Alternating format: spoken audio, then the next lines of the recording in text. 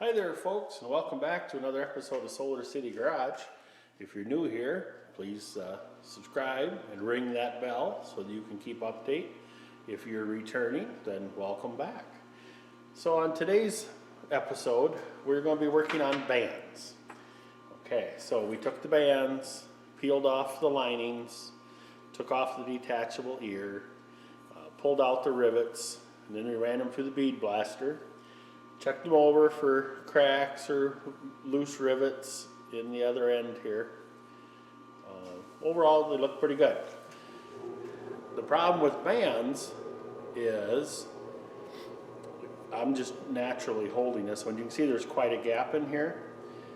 This band is not really round anymore, and that's probably because when it got pulled out of the hogshead, it got pulled on pretty hard, and they tend to stretch out. Or sometimes laying in a box, they'll get stretched out. Because we're running Kevlar bands, my furnace just kicked in, sorry, but it's cold. With Kevlar bands, we want to be sure that the band is round as possible so we don't get any place where it drags and creates heat. And that's what'll kill your drums. So this is a very simple process. It's just tedious. And the more time you spend here, the better result you're going to have. I've already done the other two bands, and I'll show you. Here's one that I've done. You can see it looks, again right in the center, it looks nice and round. In fact, it will fit completely inside this band. Now how I like to do it, in my vise here, I have a cracked transmission drum that's cracked in the web, and it's got the gear on it, so you can tighten the gear up in the vise. And then I like to just lay the band on here. Now you'll notice you don't get it so small that it doesn't still spring apart, because you want that springiness along with the spring that goes between to help push them away. But what you want is when it's pulled down, it's nice and tight all the way around. There's no flat spots, high spots, anything like that. What I like to do is put it up here, compress it till it's about 3/16 to 1/4 inch away from the drum, and take a look around and see if that space is even all the way around. And then, like I say, you want it to spring back some. But what you want it to, when it pinches together, it feels like it's grabbing all the way around. So, and you can see it's nice and round, like it's been around like around the drum, or I saw one guy that used an oxygen cylinder. But anyway, you just want to try to start out with them round. We did the same thing with the brake band, which is wider. It's a little trickier because it's just a little heavier. No big heavy special tools are needed. You might need a little ball peen hammer. And then I also use a big 3/4 inch drive socket. This one's 1 3/4 inches. I'll set it down on the bench like that. If I see a spot that doesn't have enough curve to it, I will set it in the middle of the socket like that and gently tap in the middle, harder than that, but this one's already done, to give from rivet to rivet more roundness. So, all right, let's finish up this last one. So you can see we'll put it up there. It takes a lot of effort to get it around. So we're just going to generally just kind of make the circle smaller.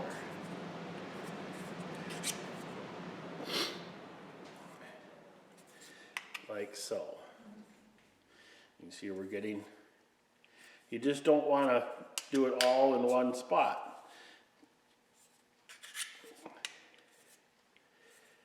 So you just keep working around until you think you've gotten it pretty close. You can tell your distance here shortens up, okay?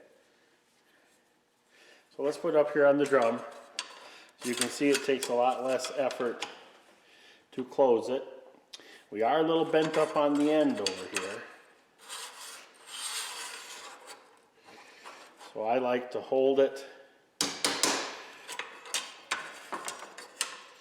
like so. Let's bring it up here.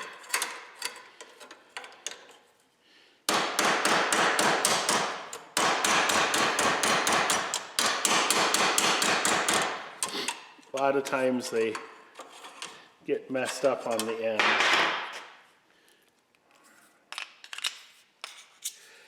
Like I say, this is time consuming, but it's well worth the effort. So when you hold it up there, you can see kind of where the problems areas are going to be. This end here, I'm going to hook it over the edge of the vise, the edge of the bench, sorry. Kind of just tweak the end. All right, that's looking much better. As you can see, our gap here has closed up. We're starting to look, I'll use my shirt here. I always get this backwards. I don't know, having a day, I guess. To where it's looking much more round. This is important no matter what band material you're using. So we'll hold it out to that 3/16 1/4 inch. It looks pretty good to me. I might do a little bit right here. See how choked up I am on the hammer? So we're not swinging here, folks.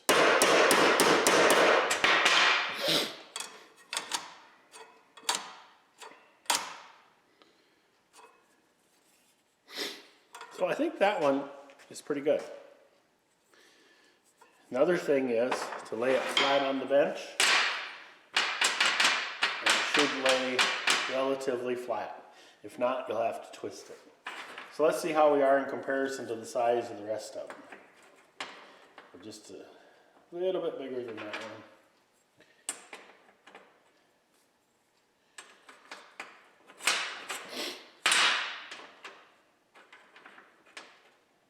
Okay, these three all look good. All about the same size, all have the nice same curve. So, like I say, this used transmission drum, a cracked one, works the best. Otherwise, you could take a piece of like 3/4 inch plywood and cut in this diameter.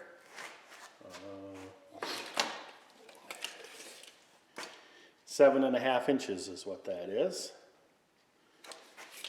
So, you can screw a piece of 2x4 to it, run some screws, put it in the vise. Anything just to help make sure they're round. You don't want it so that the end that automatically fits at 7.5 inches. You want it to be able to spring apart that way, but it's just the evenness of the circle. All right, I probably beat that to death, literally. Anyway, we will reset here. The next thing we're going to do is we will put the linings on the bands. All right, stay tuned.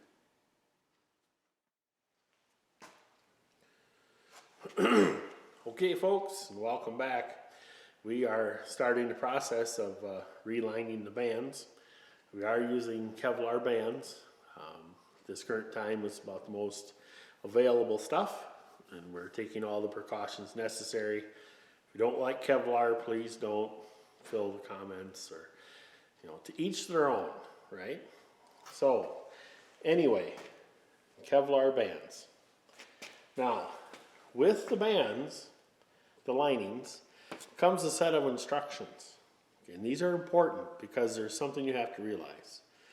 There's more than one manufacturer of the bands, or at least there used to be.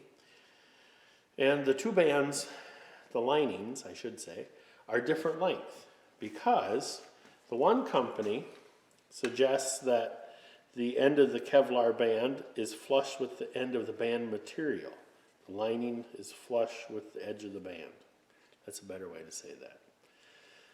The other manufacturer, which is what we have here, which is Rocky Mountain Machine Company, they want you to leave the material proud of the end of the band between 3/16 and 1/4 inch.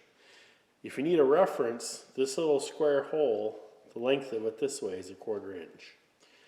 So that's what we have to do. Now we're going to start on one end, and you can see this end is sticking way past, right?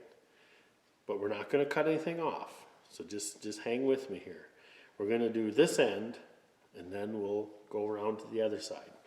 I also have a little spring-loaded clamp just holding the band material to the band.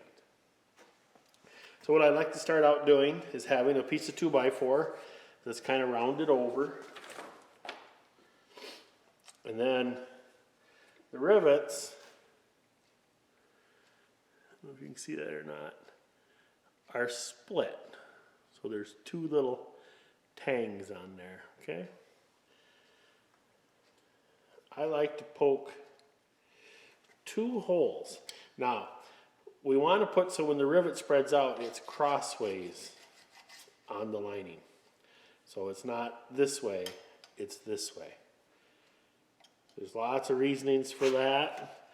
There again, some people don't believe that, but that's okay. You put them in however you desire.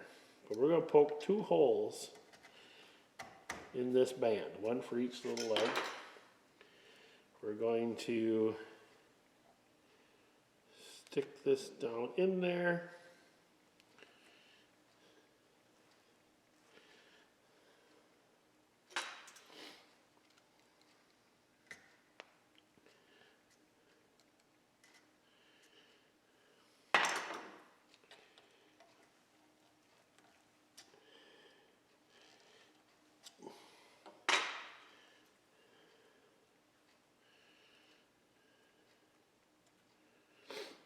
Stick that down in there, and we gave it a good whack with the hammer. Now, they're protruding through. You can buy a tool. I just like to start them with a chisel, like that, which spreads them apart. And I like to take a ball peen hammer and finish it. Now, what you'll end up with is something that looks much like that. It won't always look that nice, which, you know, this one here went pretty good. You also want to feel that there should be a dimple where your thumb fits, where it's kind of crushed the band lining down and that the rivets won't touch. If it's not, you put it back up there, a little more with that, and you'll get it just fine. So now, we're going to take off our clamp, and then we're going to lift up on the center, make this bump, and then we're going to pull down. Now here, you can see the cast piece hangs past the edge of the band, and that's just about 1/4 inch. So what they want you to be past is the actual band itself and not the bracket, because this can go up and in that little groove. So we're going to do that, and we're going to take our little clamp here, clamp that down. This is also tricky because it's recessed down in there. So we're going to put this up here. I like to make a starter hole with this small awl, one on each side, and I use this little bigger one to make the hole a little bigger. Grab another rivet. Make sure the tines are sideways. You might have to use needle nose pliers to do that. We're going to re-poke those holes. Like so. You just have to be patient here, okay? If you don't get it started into the Kevlar, and you would happen to give it a good whack, it'll bend over. So here we go, we're going to use a punch. Okay, we're clear down. You can see we got this knot of material here. That's okay. Now, we do need to support up in this hole. So let me just grab something. Here's a little socket driver. We'll poke that up in the hole. See where, let me get you. Be prepared for stuff to fly, right? Like so. This is where you need a third hand. Hold that all together.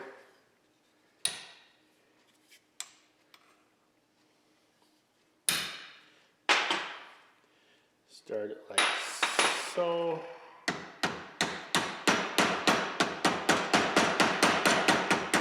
Finish it down.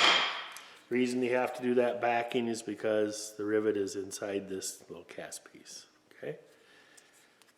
As you can see, that one spread out really nice too. There's a good little dimple. We will, just to be sure. All right, so far so good. See, we're sticking past the edge of that band about 1/4 inch.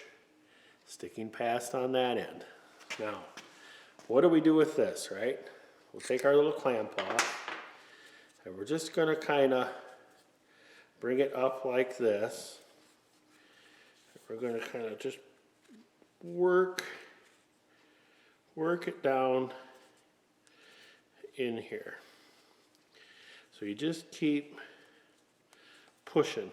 This is still a woven material, so I like to take my finger and my thumb, start here at the end, work around, come around like that. Also, try to center it up on the band. Make sure there's no big lumps. So it should look a lot like that. Now in the instructions, it said to skip a hole and go to this one. So that's what we're going to do. We're going to here skip this hole and go to this one. So we're going to do the exact same thing.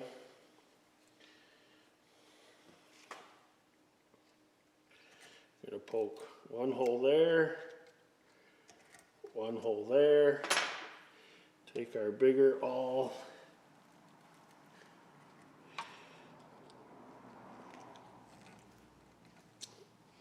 and I like to go back with the small one, like so. We're going to grab a rivet,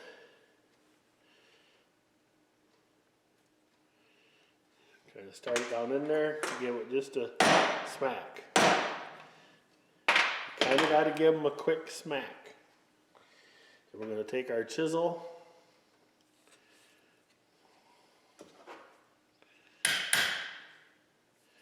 start to spread them. Has to be kind of a blunt chisel. You can buy a tool to do this, but it is not necessary. Then you take your ball peen,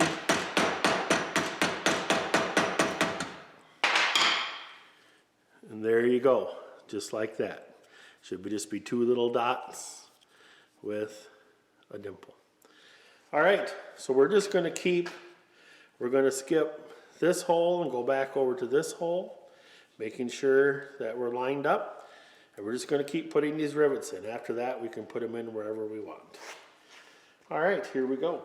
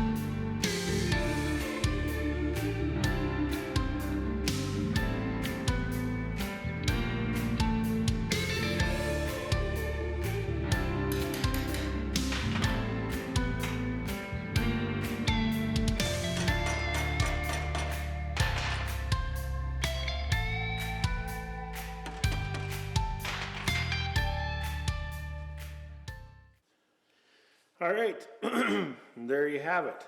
As you can see, as we look down the, come on camera, focus. The band is proud at the end.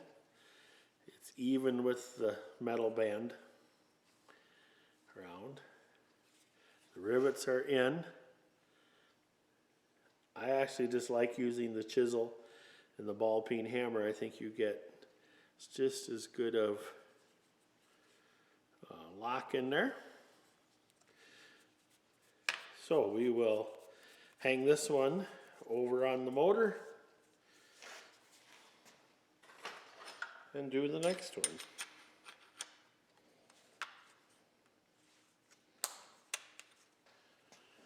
All right, folks, there we go. This particular band, that cast piece didn't protrude on the metal, so as long as it's a 3/16 to a 1/4 inch proud of the band strap. So there we go, they're all in. See, they all look nice and even. All are in where you can't feel them, and there's a nice dimple from the hammerhead.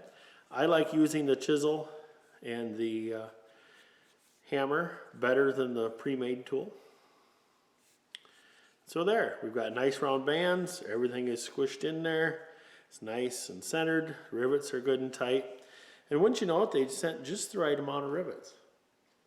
All right, now, so if you've done this, you know that's a lie. They send extras, because I'll admit it, I screwed some up.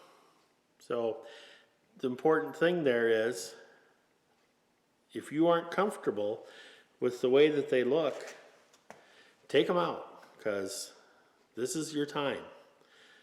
It's a lot harder to get it out of in the car, a lot more chance of dropping stuff in the transmission, and we want to just do this as best as we can. So they do send, a lot of times, anywhere from 3 to 5 extra. I blew up 3 of them here.